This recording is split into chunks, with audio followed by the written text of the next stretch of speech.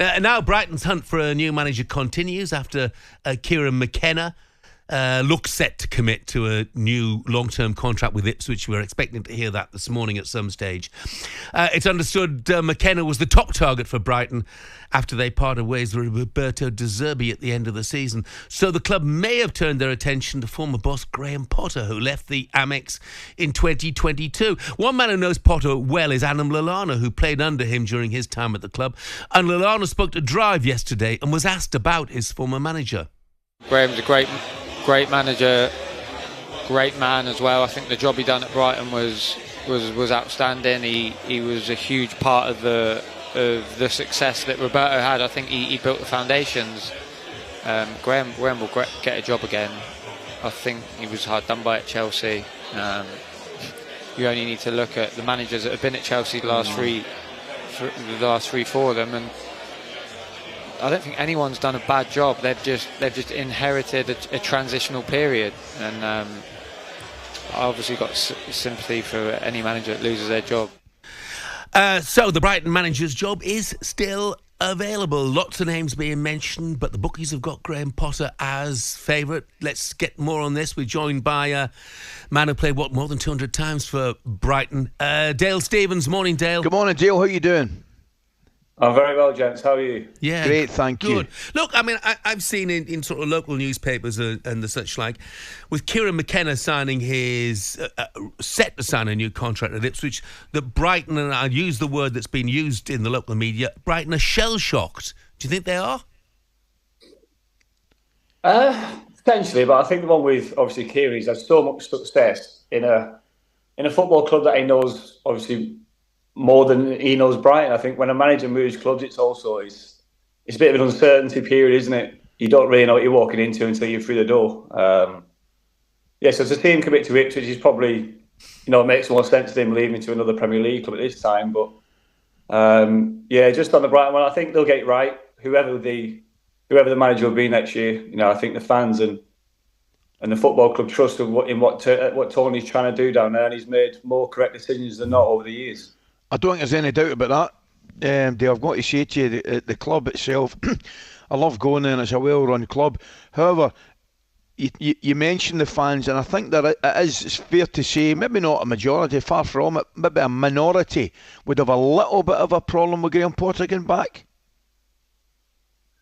Yeah, probably part of them. I think the way obviously he left, it was quite quick. And obviously the shenanigans that went with it, with taking a lot of their backroom staff, their staff from upstairs, and there's a lot of change, and Chelsea was a big part of that, and also was Graham. But like I said, my earlier point before, I think whether it is Graham or not, I think the fans will trust in what Tony's doing, regardless of who it will be.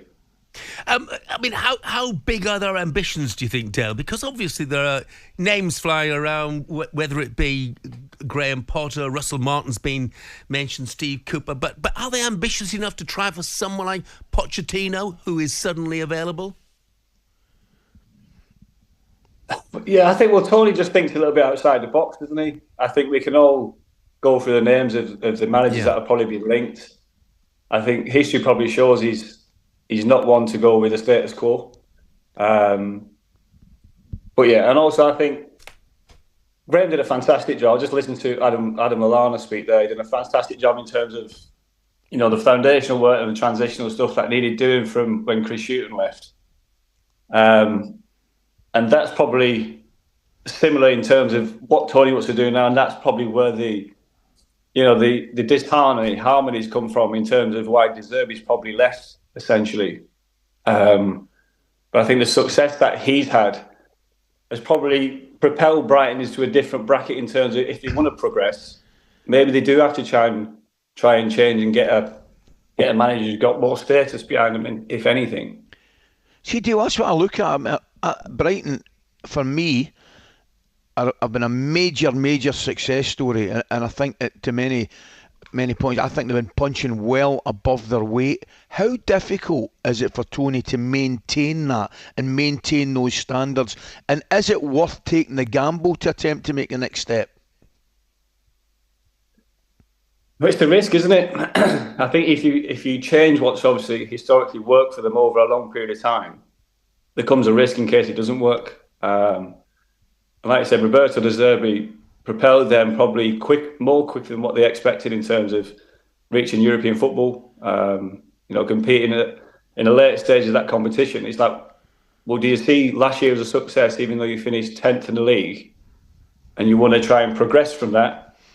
Because I think what a lot of fans will probably think is it might be a backward step if you reappoint Graham. But as for Graham, he's more than capable of landing the top jobs. I think, as Adam said earlier, his stock's probably gone up since he's been out of a job, and you see the guys going at Chelsea and deal with the circumstances there. So, in my opinion, it would be a great choice, but it might take a bit of time to convince the fans. Dale, thanks very much for joining us. Thanks a lot, mate. Have a good day. No problem. Enjoy, guys. Thank you. Favourite voices still keep coming in. Phil says Jonathan Pearce doing the midweek football commentaries on Capital Gold Sports in the 80s, which was absolutely brilliant. James Alexander Gordon. That's the one. Reading the football results. Well, he was an absolute legend with a great voice. Alan Lambourne does a great job of it at Sky at the moment, by the way. And Bert from Manchester says voices. The late, great talkSPORT's very own Nigel Pearson. Gone far too soon. Yeah. His Speedway commentary was legendary. Still hear his voice now. Thank you, Bert. We would obviously all echo that.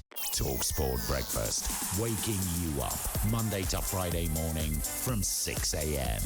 on AM, on DAB, via the talkSPORT app and on your smart speaker. talkSPORT.